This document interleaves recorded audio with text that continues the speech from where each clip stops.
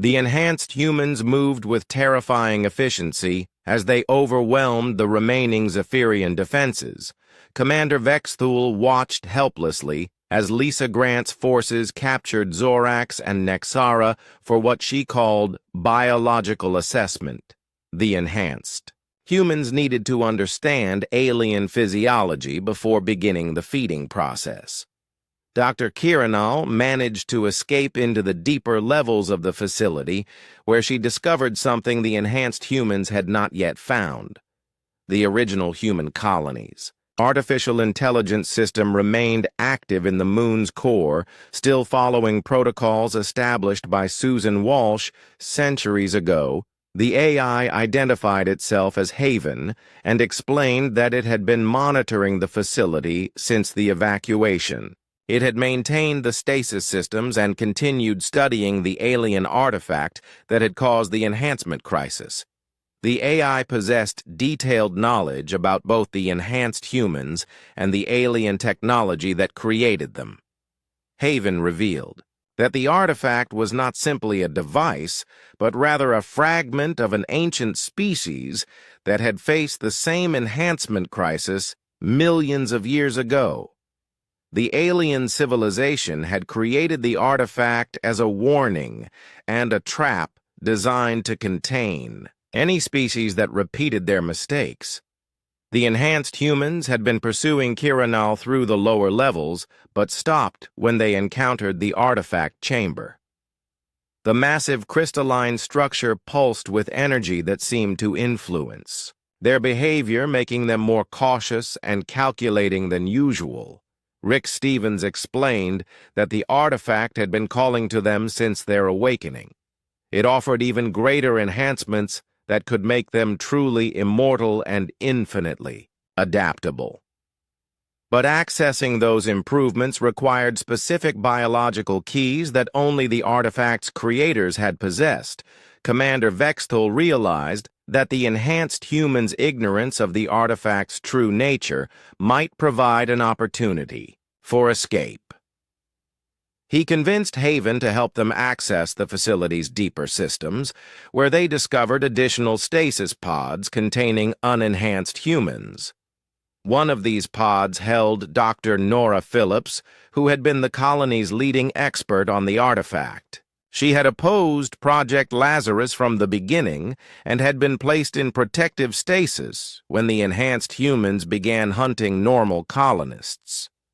Nora awakened with memories intact and immediately understood their desperate situation. She explained that the artifact was designed to test species by offering unlimited biological power while concealing the ultimate cost. The enhanced humans had passed the first test by accepting enhancement, but failed the second by losing their humanity. Artifact required a conscious choice between individual survival and species preservation. Those who chose personal power would eventually be consumed by their own enhancements, while those who sacrificed themselves for others would be granted. The wisdom to avoid the trap Lisa Grant led her forces deeper into the facility following the artifact's call. She believed it would provide the final enhancements needed to make her species invincible. The enhanced humans were so focused on gaining more power that they ignored the warnings built into the alien structure. Haven helped the survivors access the colony's original research data, which revealed that the artifact could be overloaded by introducing competing biological signals. The process would require someone to interface directly with the alien technology, but the feedback would be fatal to any organic being. Dr. Phillips volunteered for the sacrifice, but Commander Vexthul realized that his alien biology might provide better compatibility with the artifact. The enhanced humans had been designed to consume human life force, but Zephyrian energy patterns were different enough to potentially disrupt their systems. The enhanced humans discovered the survivors' location and began hunting them through the artifact chamber. Their enhanced senses allowed them to track heat signatures and biochemical traces, making conventional hiding impossible. The final confrontation was inevitable. Rick Stevens attempted to interface with the artifact directly using his enhanced capabilities, but the alien technology rejected his connection. The artifact recognized the enhanced humans as a failed experiment that represented everything it was designed to prevent. Lisa Grant realized that the artifact required a genuine sacrifice rather than an attempt to gain more power. She ordered her followers to capture Commander Vextul alive, believing that forcing an alien to interface with the technology might unlock its secrets. The battle in the artifact chamber revealed the true extent of enhanced human capabilities. They moved like liquid shadow, striking from impossible angles with strength that shattered stone. Their coordination was perfect, but their focus on the artifact made them vulnerable to Vextul's desperate plan. Commander Vextul managed to reach the artifact's control interface, while the enhanced humans were distracted by their attempt to force a connection. The alien technology responded to his willing sacrifice by beginning an overload sequence that would destroy the entire facility. The artifact began broadcasting feedback signals that disrupted the enhanced humans' biological systems. Their perfect coordination broke down as competing impulses flooded their enhanced nervous systems. They could no longer function as a unified, predatory organism. Lisa Grant attempted to stop the overload sequence, but the artifact had already committed to the destruction protocol the enhanced humans found, themselves trapped by the same alien technology that had created them. Their enhanced biology made them more vulnerable to the feedback rather than more resistant. Haven managed to evacuate Dr. Phillips and the surviving Zephyrians through emergency escape pods while the facility began its final collapse. The artifact's destruction would create an explosion powerful enough to crack the moon itself, ensuring that no enhanced humans could survive. Some enhanced humans managed to escape the facility and reach the Zephyrian ship before the explosion. Their superior capabilities allowed them to overcome the ship's automated defenses and gain control of the vessel. But without faster-than-light capability, they were trapped in the system, Commander. Vextul's sacrifice triggered a chain reaction that destroyed the artifact and collapsed the underground complex.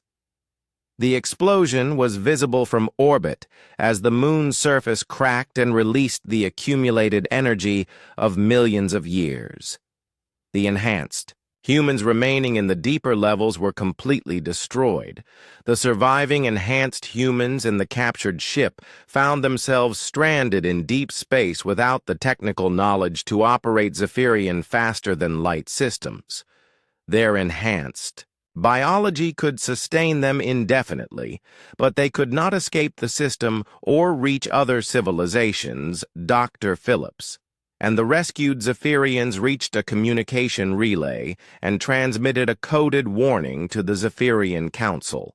The enhanced humans represented a threat that could potentially emerge again if other species discovered similar artifacts. The information was classified at the highest levels. Years later, the Zephyrian government established a monitoring station in the Kepler system to watch for any signs of enhanced human activity. The stranded enhanced humans remained trapped in their captured ship, slowly adapting to life in deep space, but unable to threaten the galaxy. The official reports classified the entire incident as a navigation accident with no mention of the enhanced humans or the alien artifact. The truth was considered too dangerous to share, as it might inspire other species to seek similar enhancements. Commander Vextul became a posthumous hero within the Zephyrian military, though the true nature of his sacrifice remained known only to the highest levels of government. His willingness to die for alien species he had just met embodied the moral courage that the enhanced humans had lost, the galaxy. Remained unaware of how close it had come to facing an unstoppable predatory species that could adapt to any environment and consume any life form. The price of that ignorance was the eternal vigilance of those few who knew what had truly happened. In the darkness beneath New Haven, Dr. Phillips spent her remaining years working with Zephyrian scientists to understand the artifact's technology and develop countermeasures against similar threats. The knowledge remained classified, but provided the foundation for protocols designed to prevent future enhancement disasters. The story of New Haven served as a reminder that some discoveries should remain buried and that the greatest threats to civilization often come from within, rather than from external enemies. The enhanced humans had proven that unlimited power without moral restraint led inevitably to the destruction of everything it claimed to protect. Admiral Jake Morrison stood on the bridge of Terra Station watching the massive screen that showed empty space beyond Earth's moon. His coffee had gone cold an hour ago, but he did not care. The alien ship had appeared there 3 days ago and changed everything humanity thought they knew about their place in the universe. The vessel was huge, easily 10 times larger than Earth's biggest space station, and it just waited there like a patient predator. Dr. Lisa Carter rushed onto the bridge carrying a tablet full of translation data. Her team had been working non-stop since the aliens first sent their message. The universal peace symbols came first, then basic mathematics, then something that looked like language. Lisa had studied every known human language and several dead ones, but this was different. This was contact with something truly alien. "Admiral, we have a breakthrough," Lisa said as she approached Morrison's command chair. "The message is clearer now. They want to talk. They are calling themselves the Zephyrian Diplomatic Corps, and they represent something called the Galactic Confederacy." Morrison turned from the screen to look at the tired scientist. Lisa had dark circles under her eyes, and her usually neat hair was messy from running her hands through it. She had been living on energy drinks and determination since this started. "What exactly are they saying, Doctor?" Lisa activated her tablet and showed him the translated text. "They claim to represent 47 different species across this part of the galaxy. They say they have been watching Earth for some time and believe humanity is ready to join their confederation. They want to send a diplomatic team to discuss the terms." "Terms?" Morrison's voice carried a warning tone. "That sounds like they think we need their permission for something."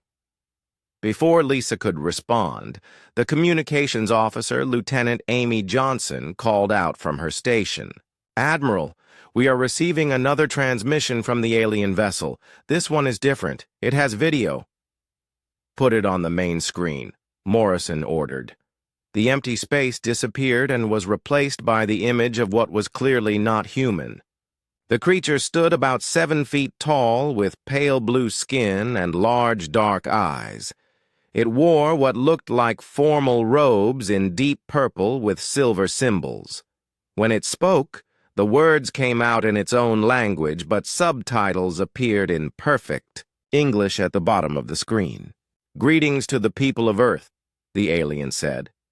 "I am Ambassador Veltar of the Zephyrian Diplomatic Corps. I speak for the Galactic Confederacy, a peaceful alliance of 47 worlds that has brought stability and prosperity to this sector of space for over 3,000 of your years. We have observed your species' rapid development and believe you are ready to join our great confederation." Morrison felt his jaw tighten. The alien's tone was pleasant enough, but there was something about the way it spoke that reminded him of adults talking to children. Veltar continued speaking, and Morrison did not like what he heard. Your world shows great promise, but also great danger. Your species has developed powerful weapons and shows concerning aggressive tendencies. The Confederacy can offer you guidance, technology, and protection from the many threats that exist in space. In return, we ask only that you accept our laws and surrender your military vessels that exceed Class II designation. This is for the safety of all species in our Confederation. The transmission ended, and the bridge fell silent. Morrison looked around at his crew and saw the same concern on every face. Commander Rick Hayes, Morrison's second-in-command, was the first to speak. "They want us to give up our warships," Rick said quietly. "That does not sound like an invitation. That sounds like a demand." Lisa was studying her tablet frantically. "There is more here, Admiral. They sent a data package with the video. It contains information about the Confederacy Charter, trade agreements, and what they call integration protocols. I need time to go through all of this." Morrison nodded, but his attention was drawn back to the screen, which now showed the alien ship again. "Lieutenant Johnson, get me a direct line to the Pentagon, then patch me through to the President. She needs to know about this immediately." While Johnson worked to establish the communications, Morrison thought about what they had just heard. The aliens claimed to be peaceful, but their first demand was for Earth to disarm. They offered technology and protection, but wanted humanity to accept their laws. It sounded like every protection racket he had ever heard of, just on a galactic scale. 2 hours later, Morrison found himself in a secure video conference with President Amanda Rodriguez and her senior staff.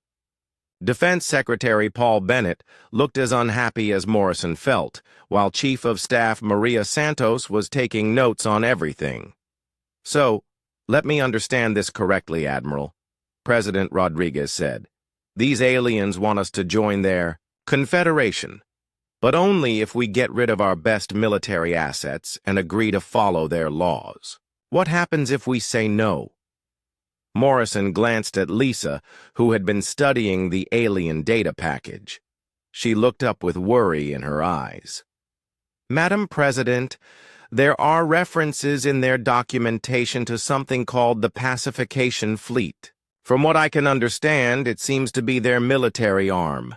The language is carefully chosen, but it suggests they have ways of dealing with species that do not wish to join voluntarily." Defense Secretary Bennett leaned forward in his chair.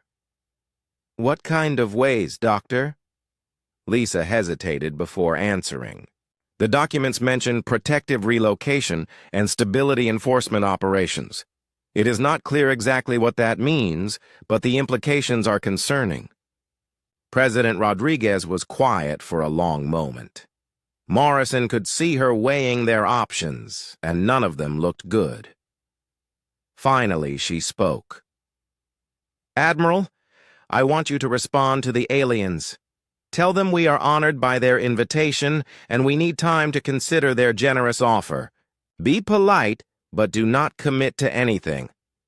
"Yes, Madam President."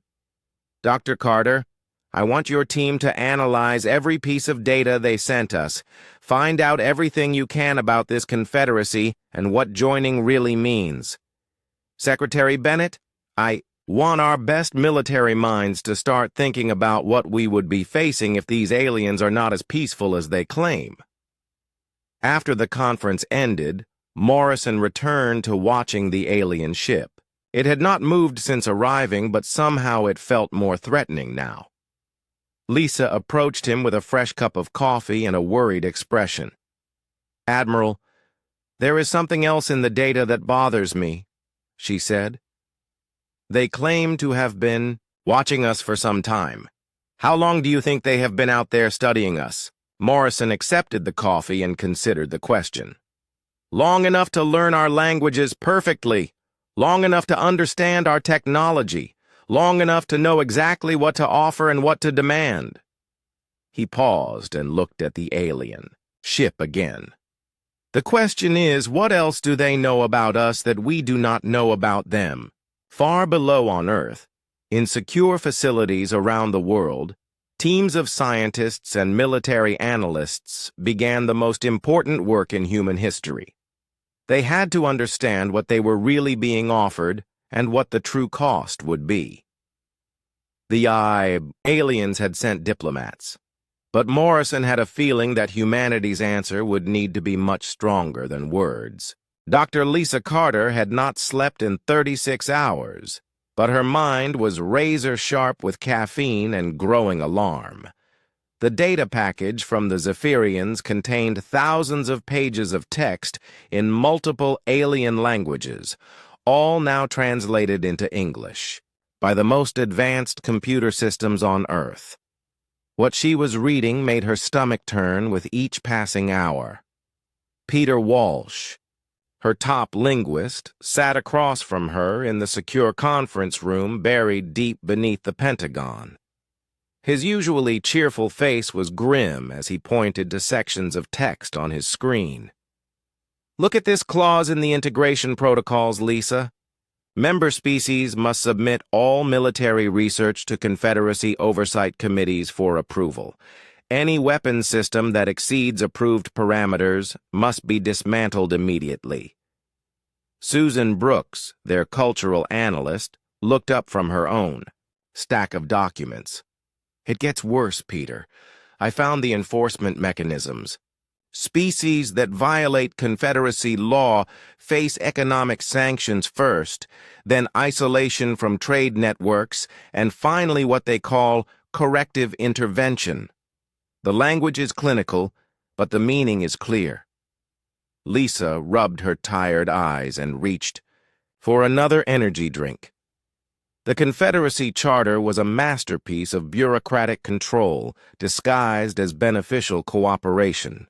Every clause that offered help came with restrictions that would leave Earth completely dependent on alien oversight. How many species have tried to leave the Confederacy once they joined?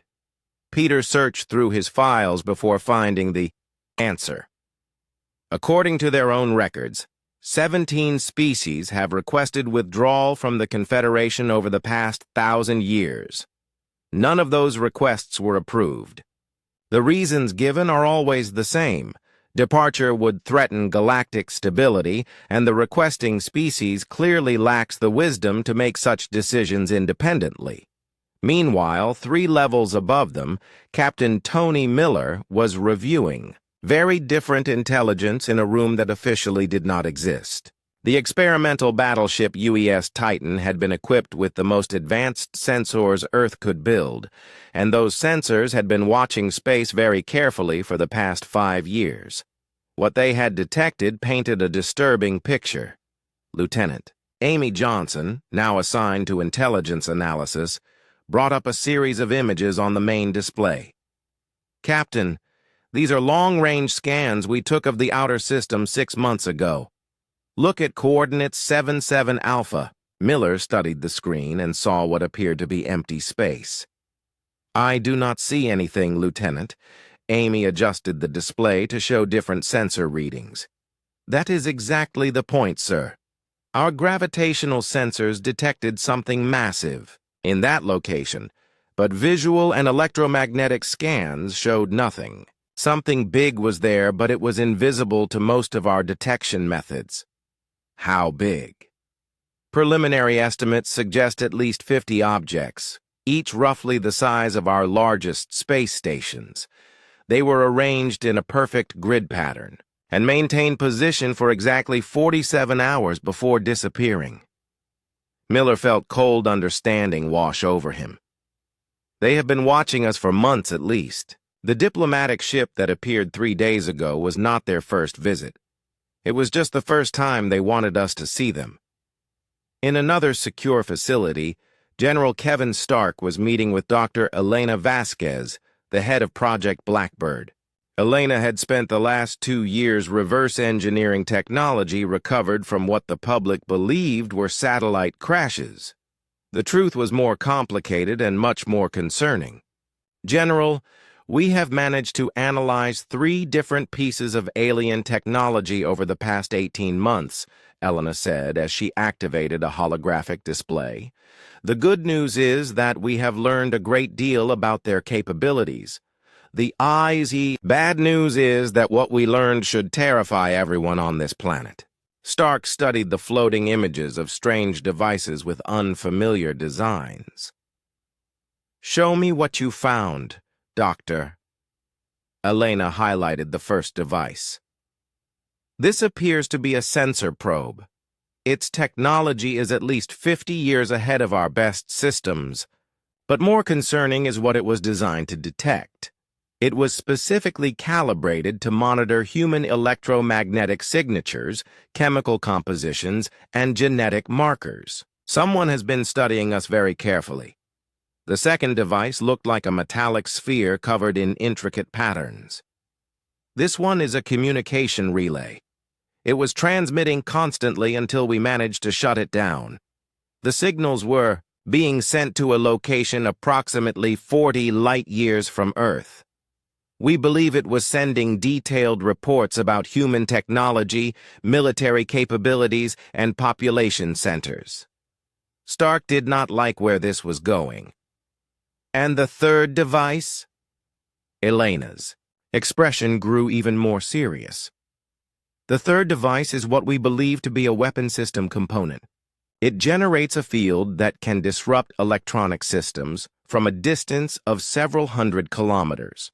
If deployed in sufficient numbers, devices like this could cripple every computer, communication system, and military asset on Earth simultaneously. While the scientists and military personnel uncovered the truth about their alien visitors, Ambassador Veltar was becoming increasingly impatient with humanity's delay. From the bridge of his diplomatic vessel, he composed another message to Earth's leaders. His tone remained polite, but carried subtle threats that any experienced diplomat would recognize.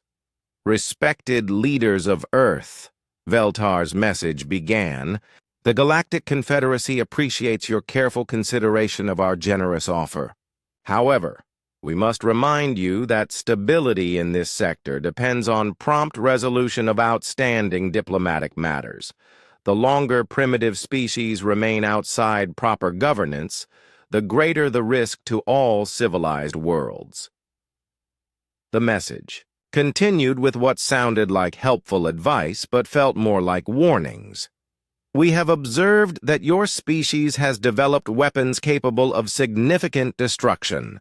While this demonstrates admirable ingenuity, such power in the hands of an unguided species poses unnecessary risks. The Confederacy has extensive experience in helping developing worlds channel their aggressive tendencies into more productive pursuits. Back in her underground office, Lisa had found the most damning evidence yet. Hidden deep in the legal appendices was a section titled Historical Precedents for Integration Assistance. The dry language could not hide the horrifying reality it described.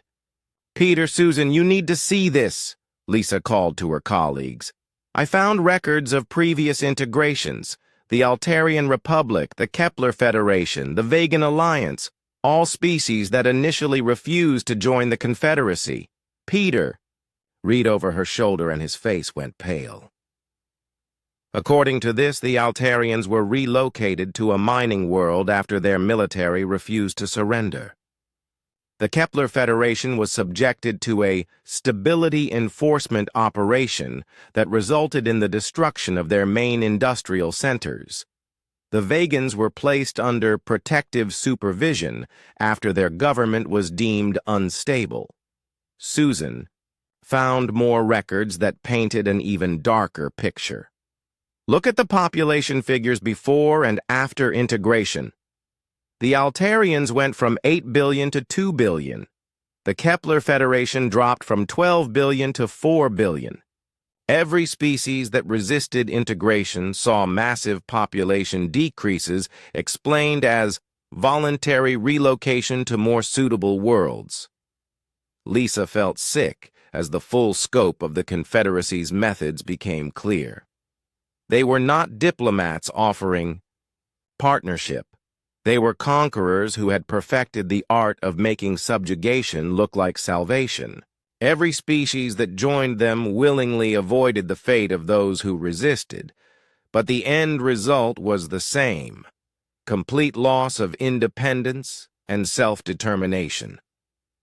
She reached for her secure phone to call Admiral Morrison. This information had to reach President Rodriguez immediately. Humanity was not being offered membership in a galactic community. They were being given a choice between submission and destruction, dressed up in diplomatic language to make the pill easier to swallow. As Lisa dialed the number, she thought about the timing of everything. The aliens had been watching Earth for months, or maybe years. They had studied human technology, military capabilities, and population centers. They knew exactly how strong humanity was and exactly what it would take to break them. The question now was whether Earth's leaders would see through the diplomatic facade in time to prepare for what was really coming. Because Lisa was certain of one thing: whether humanity accepted or rejected the Confederacy's offer, the aliens had already decided Earth's fate. The only variable was how much Earth would suffer in the process. The phone rang twice before Morrison answered. "Admiral, we have a problem," Lisa said. "The Confederacy is not what they claim to be. They are conquerors, and they have been planning our subjugation for a very long time." Deep beneath Cheyenne Mountain, in a facility that did not appear on any official maps, Dr. Nathan Cross stood before the largest engineering project in human history. The Colossus-Class dreadnought stretched over 2 kilometers from bow to stern, its hull gleaming with metamaterials that seemed to bend light around their surface. After 3 years of secret construction, humanity's answer to the alien threat was finally taking shape. Chief Engineer Sandra Kim climbed down from an inspection platform, her coveralls stained with exotic lubricants, and her face showing the exhaustion of someone who had been pushing the limits of human engineering for months. "Dr. Cross, the propulsion system is ready for final testing.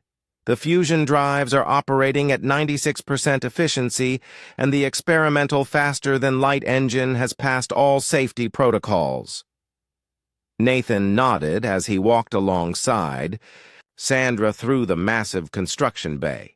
Around them, thousands of workers moved with purposeful urgency, installing weapon systems, armor plating, and the most advanced computer networks ever built. "What about the weapon systems, Sandra? Are they ready?" Carlos Rivera, the propulsion expert who had been borrowed from NASA's most classified projects, joined them as they reached the weapons bay. "The quantum disruption cannon is operational. Dr. Cross, we have successfully integrated the recovered alien technology with our own innovations. Initial tests suggest it can penetrate any known energy shield configuration." Ashley Turner, the weapons designer who had spent 2 years studying alien defensive systems, looked up from her control panel with satisfaction. "The secondary weapons are also ready. We have plasma cannons, particle beam arrays, and kinetic projectile systems that can engage targets at ranges the aliens have never encountered. They expect primitive chemical rockets and ballistic weapons. They are going to get a very unpleasant surprise." Far above them, Captain Danny Foster was reviewing tactical plans in a secure briefing room. Foster had been chosen to command the Colossus after serving with distinction on 3 different space vessels, but nothing in his experience had prepared him for this responsibility. The fate of humanity might depend on the decisions he made in the coming days. Commander Lisa Ward, his executive officer, spread out holographic displays showing the alien ship's position and capabilities. "Captain, our intelligence suggests The Zephyrian diplomatic vessel is heavily armed despite its peaceful appearance. It carries enough firepower to destroy every military asset currently in Earth orbit. Lieutenant Colonel Steve Garcia, the tactical officer assigned to the Colossus, added his analysis.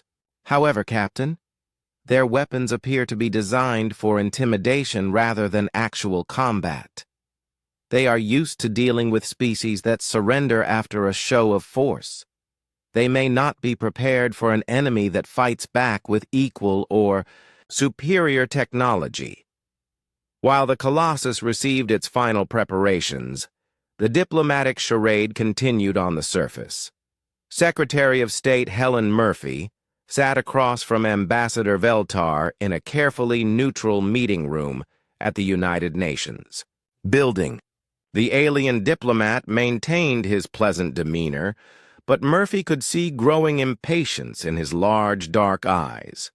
Ambassador Veltar, I hope you understand that humanity values careful deliberation when making decisions of such importance, Murphy said with practiced diplomatic smoothness. Joining your confederacy would represent the most significant change in human history. We must ensure our people understand the benefits and responsibilities involved.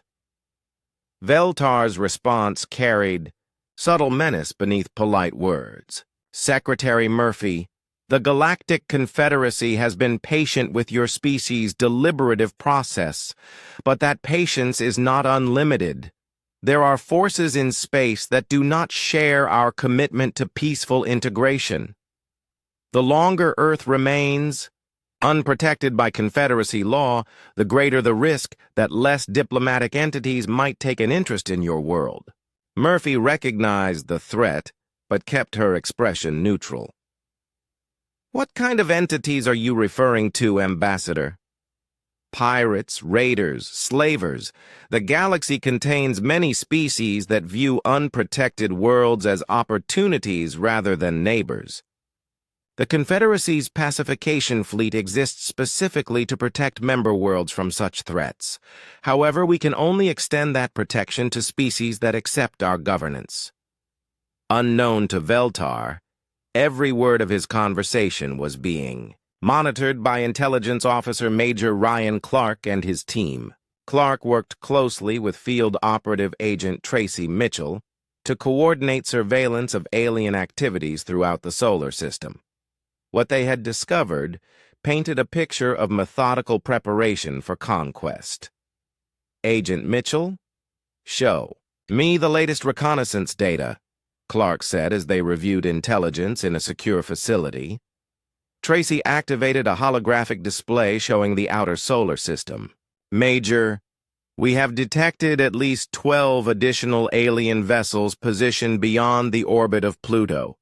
They are maintaining strict communications silence and using advanced stealth technology, but our newest sensors can detect their gravitational signatures.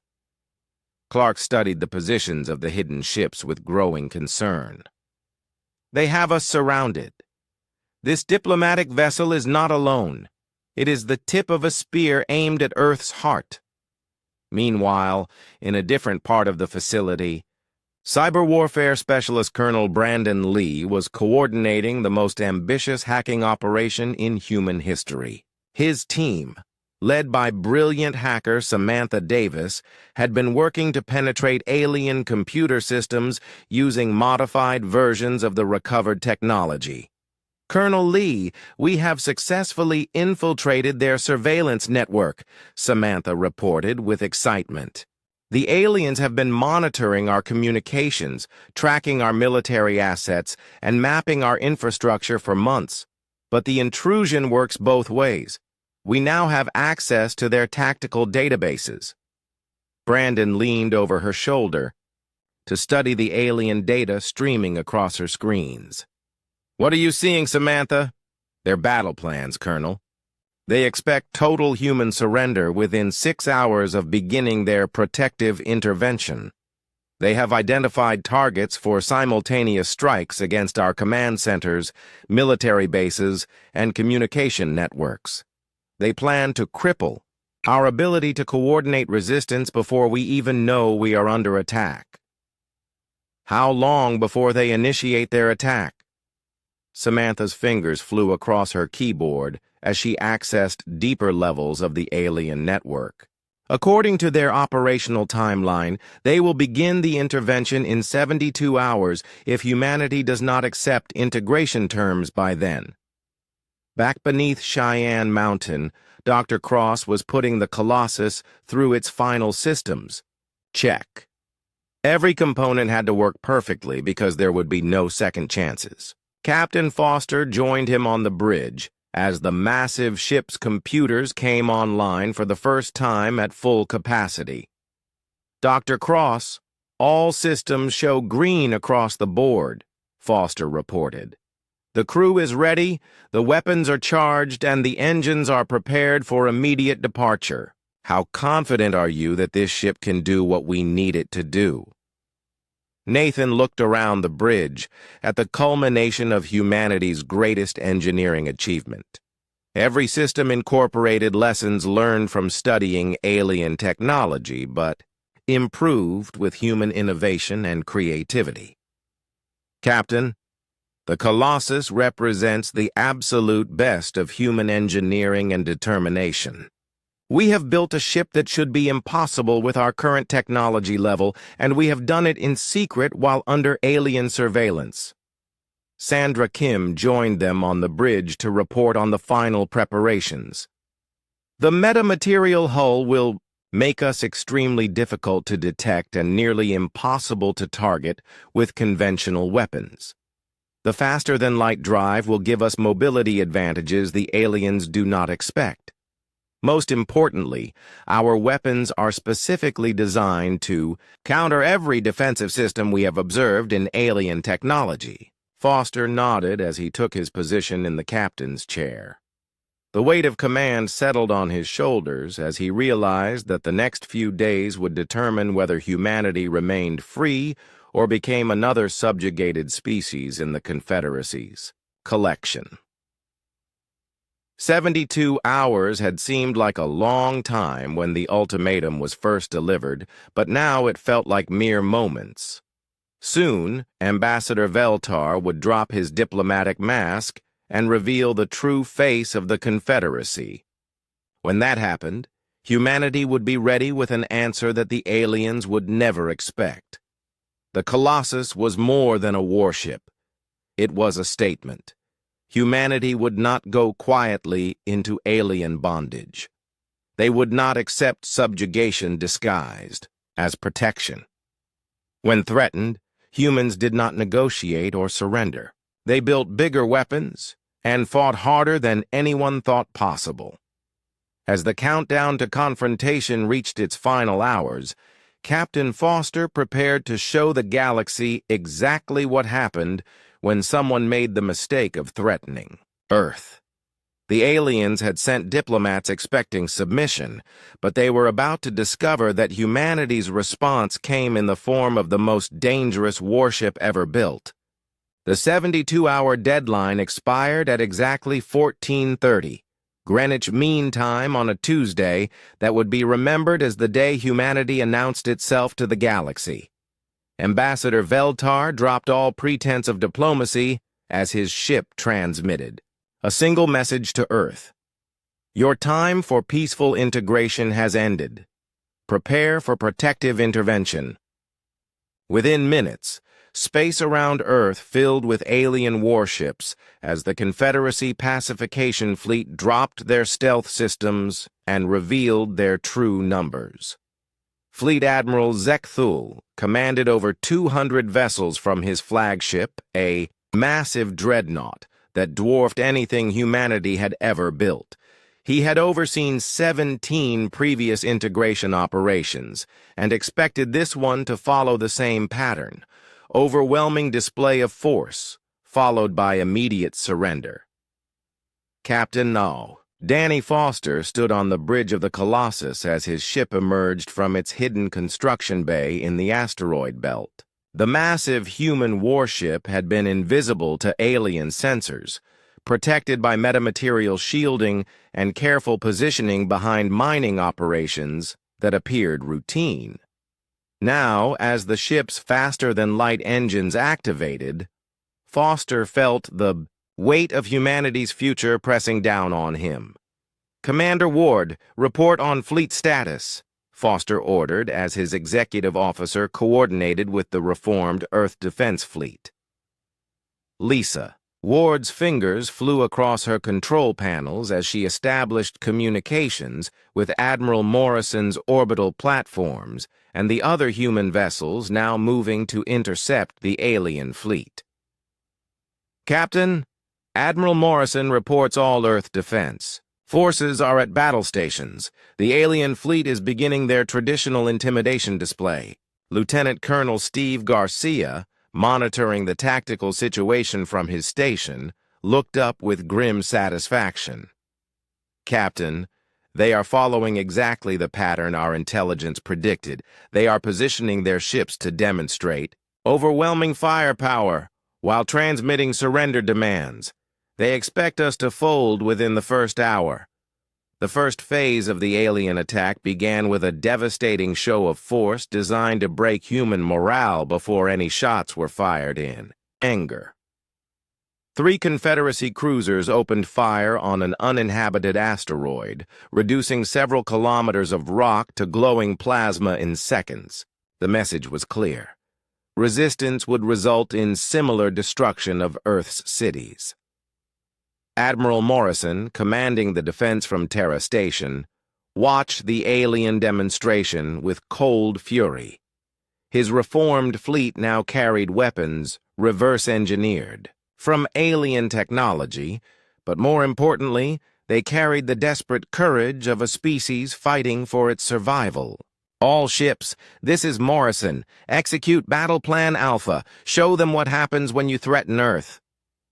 The human response began with the smaller vessels, destroyers and frigates that looked insignificant compared to the massive alien fleet. But appearances were deceiving. Each ship now carried weapons that the Confederacy had never encountered, designed specifically to exploit weaknesses in their technology.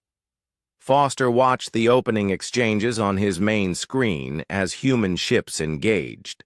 The aliens with tactics that confused and alarmed them. "Lieutenant Commander Evans, launch all fighter squadrons. I want them to see what human pilots can do when they are fighting for their home." Nicole Evans coordinated the fighter launch from her position as squadron commander.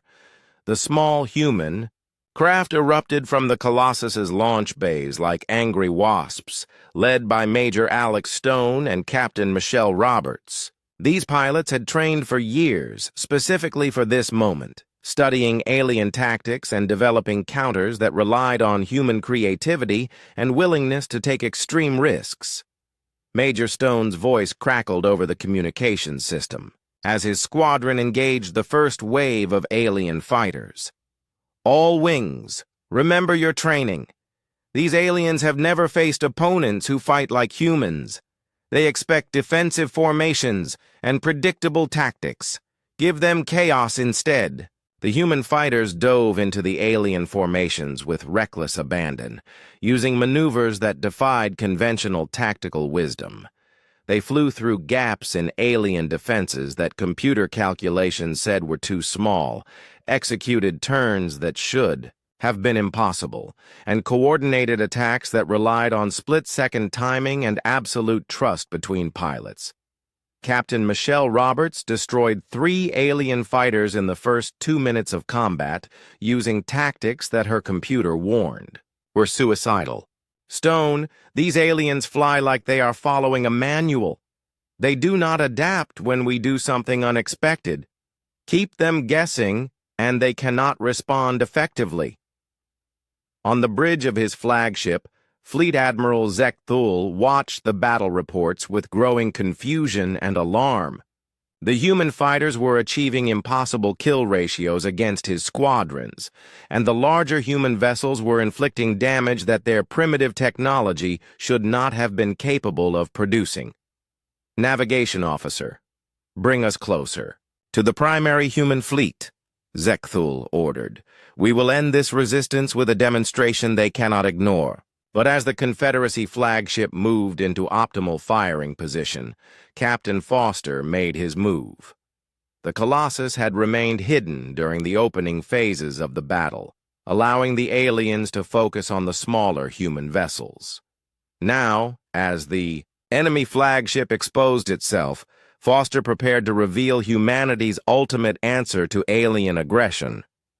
"All stations, this is Captain Foster," he announced over the ship's communication system. "We are about to show the galaxy that humanity bows to no one. Chief Kim, give me maximum power to all weapon systems." Sandra Kim's voice echoed from engineering as the ship's massive reactors surged to full output. "Captain, all weapons showing full charge. The quantum disruption cannon is ready to fire. Communications Officer Barnes, transmit this message on all frequencies," Foster ordered. "This is Captain Danny Foster of the Earth vessel Colossus.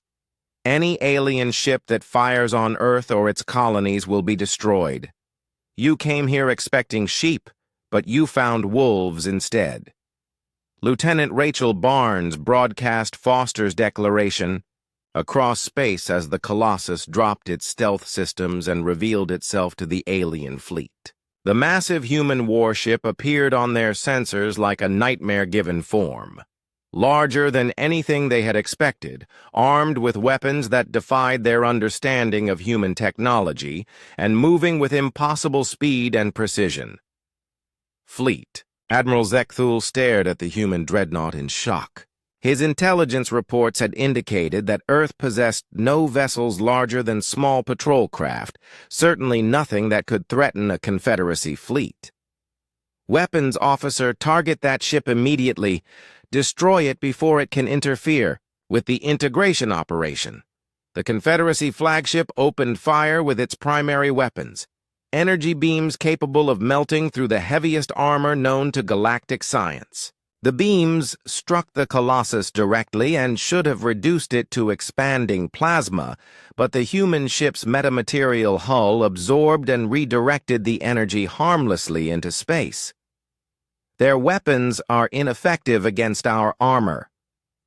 "Weapons," Officer Commander Victor Allen reported with satisfaction. "Captain, we are in optimal firing position. Request permission to demonstrate the quantum disruption cannon." Foster felt the moment of truth arrive as every human in space held their breath. "Commander Allen, you are authorized to fire. Show them what human engineering can accomplish." The Colossus's primary weapon discharged with a sound that seemed to tear space itself apart. The quantum disruption beam struck the Confederacy flagship's shields and passed through them as if they did not exist. The beam continued through the ship's heavy armor plating, through its multiple hull layers, and through every defensive system the aliens possessed. Fleet Admiral Zekthul had just enough time to realize that his flagship was breaking apart around him before the Colossus's weapon reduced the massive alien dreadnought to its component atoms. The destruction was so complete that there was no debris field, no wreckage. The ship simply ceased to exist. The silence that followed lasted for exactly 10 seconds before every human vessel in the battle zone erupted in cheers. Foster allowed himself a moment of satisfaction before returning to the tactical situation. The alien flagship was destroyed, but nearly 200 enemy vessels remained, and they were no longer concerned with integration protocols. "Commander Ward, the aliens are regrouping for a conventional attack," Foster observed, as the Confederacy fleet abandoned their intimidation tactics in favor of concentrated firepower. "They are about to discover that humans fight differently when their home is threatened." Lisa Ward coordinated with the other human vessels as they prepared for the aliens' desperate counterattack. "Captain, Admiral Morrison reports that Earth's orbital defenses are ready. The aliens are about to learn that threatening humanity's Children was the worst mistake they could have made. The battle that followed would be studied by military academies across the galaxy for centuries to come. Humanity had taken alien technology, improved it with human innovation, and wielded it with the desperate fury of a species fighting for survival. The Confederacy had expected another routine subjugation, but instead found themselves facing an enemy that refused to accept defeat and fought with creativity they could not understand or counter.